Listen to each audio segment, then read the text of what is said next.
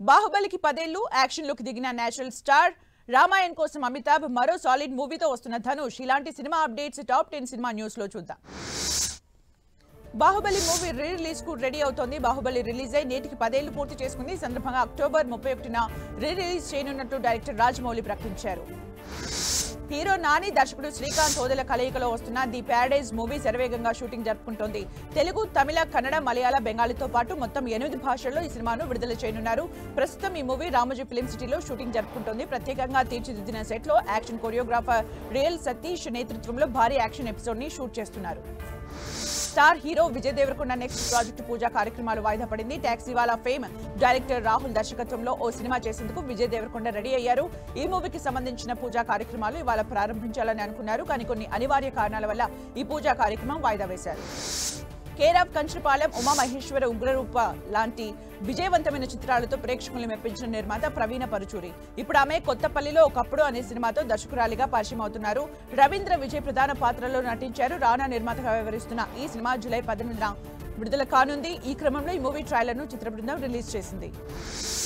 OTT ప్రేక్షకులకు వినోదాన్ని పంచేందుకు మరో వెబ్ సిరీస్ సిద్ధమవుతోంది. లవ్ కామెడీ అంశాలతో రూపుదిద్దుతున్న శ్రీస్ మోతెవరి లవ్ స్టోరీ. ఈ టైటిల్ పోస్టర్ ను యంగ్ హీరో ఆనంద్ దేవరకొండ ఆవిష్కరించారు. అనిల్ జిలా, వర్షిణి రెడ్డి ప్రధాన పాత్రలో శివకృష్ణ బుర్ర తెరకెక్కిస్తున్న ఈ G5 లో ఆగస్టు 8 నుంచి స్ట్రీమింగ్ కానుంది. తెలంగాణ పల్లెటూరి నేపథ్యంలో పెళ్లి చుట్టూ తిరిగే కథ ఇది. Kollywood star hero Dhanush next మూవీపై ఫోకస్ పెట్టారు. ధనుష్ కెరీర్ లో 54వ సినిమాగా దర్శకుడు విఘ్నేష్ రాజాతో అనౌన్స్ అయింది. అయితే ఈ సినిమాపై విడుదల చేసిన పోస్టర్ ఆసక్తి రేపుతోంది. ఇందులో ధనుష్ నిలబడి దిగాలుగా కనిపిస్తుండగా తన పత్తి పంట కాలిపోతున్న దృశ్యాలు కనిపిస్తున్నాయి. దీంతో ఈ సినిమాలో ధనుష్ ఒక రైతుగా కనిపిస్తాడని తెలుస్తోంది. ఇంద్రనీల్ గోపీకృష్ణన్ దర్శకత్వంలో తెరకెక్కిన మలయాళ చిత్రం డిటెక్టివ్ ఉజ్వలన్. ఈ మూవీలో ధ్యాన్ శ్రీనివాసన్, సిజు విల్సన్ ప్రధాన పాత్రల్లో నటించారు.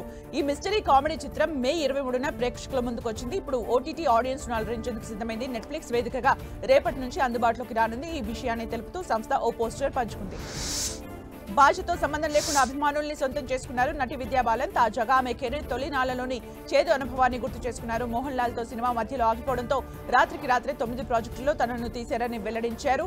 తర్వాత తనపై ఐరన్ లెగ్ అనే ముద్ర కూడా పడిందన్నారు. కానీ ఆ సినిమా ఆగిపోవడానికి కారణం తాను కాదని తెలిపారు. మోహన్ లాల్ దర్శకుడికి అభిప్రాయ భేదాల వల్ల ఆ మూవీ ఆగిపోయిందన్నారు. ఈ ప్రభావం తన కెరీర్ పై పడిందన్నారు. నటుడు విజయ్ సేతుపతి, నటి నిత్యా మేనన్ జంటగా నటించిన చిత్రం తలేవాన్ తలేవి పాండిరాజీ మూవీని దర్శకత్వం వహించారు. ఈ సినిమా తెలుగులో సార్ మేడం పేరుతో విడుదల కానుంది.